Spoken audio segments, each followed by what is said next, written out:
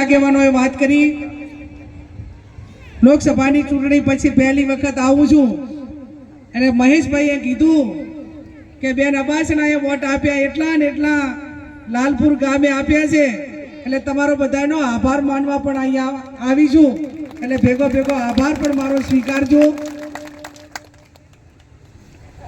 લાખણી તાલુકે સૌથી વધારે વોટ સમગ્ર જિલ્લામાં તાલુકાની દ્રષ્ટિએ ગણવા જઈએ તો 16,000ની લીડી લાખણી તાલુકે આપી છે એટલે સમગ્ર લાખણી તાલુકાનો હૃદયપૂર્વક આભાર વ્યક્ત કરું છું।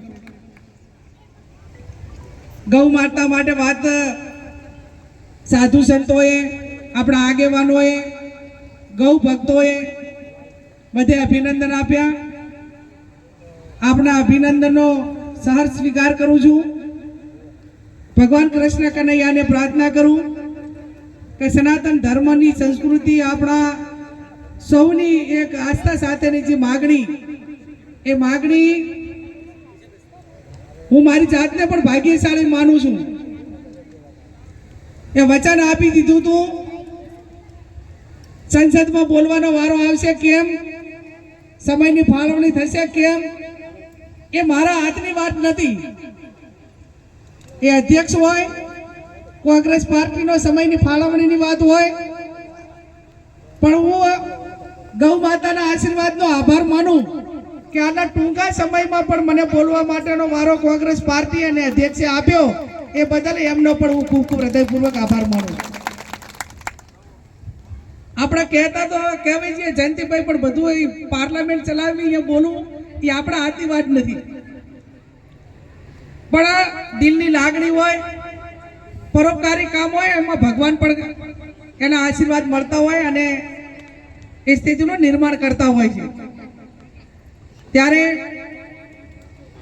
ગૌ માતાને રાષ્ટ્રીય માતાનો દરજ્જો મળે, પશુની શ્રેણીમાંથી નીકળે। આમ તો મહેશભાઈ પણ એ દિવસે દિલ્હી હાજર હતા અને એમણે ખાસું બધું લેસન પણ કરી આપ્યું હતું કે બેન આ પોઈન્ટ હાથે બોલવાનું રહેશે અને 3-4-5 મિનિટનો સમય આપ્યો। તમે કદાચ આ યુવાનોએ વિડીયો જોયો હશે, અધ્યક્ષ બેલ વગાડ વગાડ કરે તોય હું બોલ કરું। મેં કીધું જેટલું બોલાય એટલું એમ, જ્યાં સુધી માઇક બંધ ના થયું ત્યાં સુધી મહેશભાઈ ચાલુ રાખ્યું અને જે મુદ્દાઓ હતા એ સંસદના ગૃહમાં મૂક્યા। ગૌશાળાઓને સબસિડીની વાત હોય, ગૌચરની વાત હોય, રાષ્ટ્રીય પ્રાણી માટેના દરજ્જાની વાત હોય, ગૌશાળા નિભાવણી માટે જે તાલુકાઓમાં સિંચાઈનું પાણી નથી ત્યાં સિંચાઈના પાણી માટેની વાત હોય। અને મેં તો એટલાથી ઉપરવટીને કીધું કે આજ સુધી જેટલા પણ કતલખાના પાસેથી કઈ પાર્ટીએ કેટલું ચૂંટણી ફંડ લીધું છે ને એ પણ આ સંસદમાં જાહેર કરો એટલે અમને ખબર પડે કે આ ગૌશાળાના નામે ગૌના કતલખાના પાસેથી કોને કોને કેટલું ચૂંટણી ફંડ લીધું છે। વાત સાચી કે ખોટી? જાહેર કરવું પડે કે ના કરવું પડે? અને એમાં હું તો એમ કહું છું કે કોંગ્રેસ હોય તો જાહેર કરવું પડે, જેથી કરીને અમને ખબર પડે કે ગાયોના નામે વોટ લેવા વાળાની વાતો અલગ હોય છે અને એમના નામે ચૂંટણી ફંડ લેવા વાળાની વાત પણ અલગ હોય છે। ત્યારે આપ સૌને વિનંતી કરું છું કે ગૌને નિભાવવાની જવાબદારી આપણી સૌની તો છે પણ સરકારની પણ છે। આજે બનાસકાંઠામાં સૌથી વધારે ગૌશાળાઓ છે। આ તમે કલ્પના કરો કે આ ગૌશાળાના સંચાલકોને હું લાખ અભિનંદન આપું છું અને ભગવાન કૃષ્ણ કનૈયાને એમના વતી પ્રાર્થના કરું છું કે આ જે ગાયોની નિભાવણીનું કામ કરે છે ને એને એના પરિવારને કે એમને જિંદગીમાં ક્યાંય કાંટો પણ લાગજો નહીં। જો આટલી ગૌશાળાઓ હોવા છતાં આ પરિસ્થિતિ ખેડૂતોની હોય અને આટલી ગાયો જો રેડી મૂકવામાં આવે તો આખા જિલ્લાના ખેડૂતોનું જીવવું હરામ થાય કે ના થાય? આજે પરિસ્થિતિ આખી વિપરીત છે અને આવા વિપરીત સમય સંજોગોમાં પણ આપણે સૌ ગૌ માતાને નિભાવવાનું કામ કરી રહ્યા છીએ। ગૌ માતા માટેના અનેક ફાયદા આપણે કીધા। પ્રાકૃતિક ખેતી હોય, સવારથી ઉઠીને ઘરેથી નીકળીએ અને જો ગૌ માતાના દર્શન થાય તો આપણા મોઢામાં આનંદ થાય છે કે નથી થતો કે આજ તો બધા કામ થઈ રહ્યા છે। એમ અનેક રીતે આપણે એને સુકનમાં ગણીએ, એક એના દૂધની તમામ જે બનાવટો છે એ આરોગ્યની દ્રષ્ટિએ ખૂબ સારી હોય એમ ગણીએ. અને એટલા માટે કરીને હું તો એમ માનું કે શંકરાચાર્યજીએ જ્યારે મને તાલકટોરા સ્ટેડિયમ બોલાવી અને મારું સન્માન કર્યું, જે દિવસે હું 5મી ઓગસ્ટ 2024ના રોજ આ લોકસભામાં બોલી, એ ટાઈમે સમગ્ર લોકસભાએ ચૂંટણી જીત્યા પછી કદાચ અભિનંદન મને બનાસકાંઠાની જનતાએ કે ગુજરાતે આપી છે કે કોંગ્રેસનો શીર્ષ નેતૃત્વએ આપ્યું છે, પણ આ ગૌ માતા માટે કરીને અભિનંદન એ સમગ્ર ભારતમાં લોકસભાની ચૂંટણી કરતા પણ લોકોએ વધારે આપ્યા, એ વાતનો મને આનંદ છે. ત્યારે તમામ સાધુ સંતો હોય, આપણે સૌ હોઈએ, મેં અનેક વખત 2-3 વખત ચીનુ કાકા કીધું કે જો આ લોકસભાની અંદર જે ગૌ માતા માટે કરીને જે લડે છે એમના પ્રતિનિધિઓ પણ આ લોકસભાની અંદર છે, ચાહે બ્રહ્મ સમાજ હોય, જૈન સમાજ હોય, સાધુ સંતો હોય, આ પણ સંસદની અંદર સંસદ સભ્યો છે. આવનાર સમયમાં એમના દ્વારા આ વાત લોકસભાની અંદર જ્યારે ઉઠાવવામાં આવે તો ક્યાંક મૂકવામાં આવે કે ક્યાંક જે કે એના માટે સમર્થન આપવામાં આવે, એ સ્થિતિનું કંઈક નિર્માણ થાય એવી પણ હું ભગવાન પરમાત્મા પાસે પ્રાર્થના કરું છું અને એમને વિનંતી પણ કરું છું.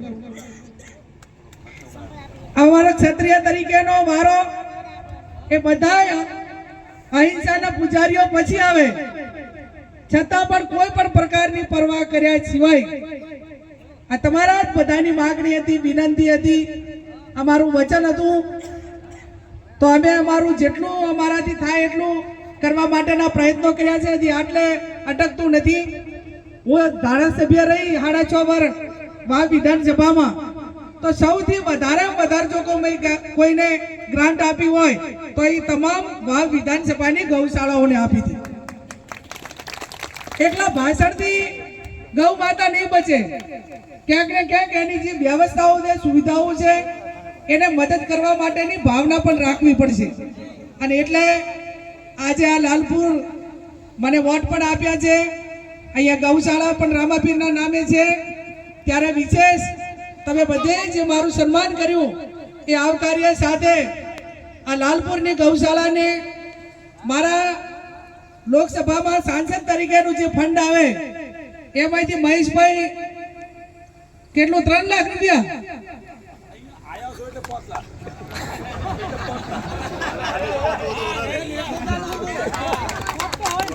મહેશભાઈ એમ કીધું કે અહીંયા ના આવ્યા હોત અને અમે અહીંયા લેવા આવ્યા હોત તો 3 થી ચલાવી લો, પણ હવે તમે અહીંયા આવ્યા જ છો તો પછી તમારે 5 લાખ કહેવા પડશે. અને 90% વોટ આપ્યા છે એટલે હકદાર પણ છો, એટલે 5 લાખ રૂપિયા લાલપુરની ગૌશાળા માટે જે ગૌશાળાવાળા નક્કી કરે એને શેડ બનાવવો હોય, જે સરકારી ગાઈડલાઈન પ્રમાણે લખીને મને આપજો તો એ 5 લાખ રૂપિયાની ગ્રાન્ટ પણ આ લાલપુર ગૌશાળાને ફાળવી આપીશું. વોટ આપ્યા તો લાગણી રાખી હતી, 5 મળ્યા, ના રાખી હોત અને નોટ આપી હતી અને તાલુકે લીડે આપી હતી. વોટ અને નોટ બે આપ્યું છે એટલે તમારું એને નથી ગયું ને, ઉગ્યું ને હવે. એટલે આજના દિવસે ભાવો તો ઉગે અને ગૌ માતાના આશીર્વાદ એટલા માટે 100% કહું છું કે ચૂંટણીની અંદર એટલું ખોટું કરવામાં આવ્યું, કદાચ ગૌ માતાના તમારા બધાનો એક મક્કમ નિર્ધાર હતો, સાધુ સંતોના આશીર્વાદ હતા, ગૌ માતાના આશીર્વાદ હતા, ખેડૂતોના આશીર્વાદ હતા, નહીતર જે ખોટું કર્યું એની સામે બીજા કોઈની ટકવાની તાકાત નથી, પણ છતાં પણ આશીર્વાદ મળ્યા છે. ત્યારે હું આપ સૌને ખાતરી આપું છું, તમારા નાના મોટા કોઈ પણ પ્રકારનું કામ હોય તો જેટલું મારાથી થાય એટલા પૂરેપૂરું કરવા માટેના પ્રયત્નો કરીશ. માનતાઓ વાળાના ફોન ઘણા આવે છે, એટલે માનતાઓ પર જેમ ટાઈમ મળે વિસ્તારમાં આવું ત્યારે કરીશ. અને લાખણી તાલુકાને આખાને માતર ખવડાવવાની બાકી છે. એટલે 24 તારીખે વાવ, ભાભર ને સોયગામ આ ત્રણેય તાલુકાનું રાખેલું છે. અને તમે લાખણી તાલુકા વાળા બધા આગેવાનો હવે જ્યારે તમે તારીખ નક્કી કરો એ ટાઈમે જ્યાં તમે નક્કી કરો ત્યાં હું હાજર રહી અને મામેરાની માત્ર ખવડાવવા પણ આવીશ, એની પણ આપ સૌને ખાતરી આપું છું. ફરી આપ સૌ અહીં મોટી સંખ્યામાં આવા ધોમ ધકતા તાપમાં હાજર રહી મારું સન્માન કર્યું. અમારા આગેવાનોને અહીંયા સાંભળ્યા, તમે બધા હાજર રહ્યા એ બદલ આપ સૌનો ખૂબ ખૂબ હૃદયપૂર્વક આભાર માનું છું. જય ગૌ માતા, જય રામાપીર, જય કૃષ્ણ કનૈયા. આવતીકાલે રક્ષાબંધનનો તહેવાર છે, બળેવનો તહેવાર છે. મહેશભાઈ, મહેશભાઈએ એવું કીધું કે પહેલા હું મંચમાં હાથે હતો, હવે પણ હાથે છું, તો હવે હાથે રહી એવી અમારી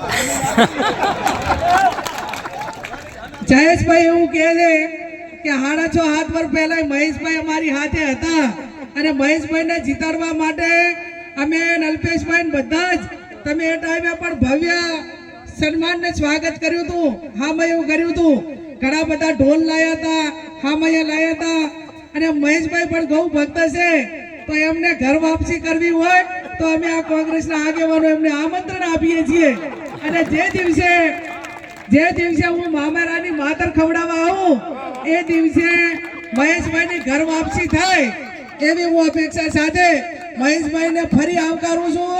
જો એમની લાગણી પાછી ઘર વાપસી કરવા માટેની હોય તો. અને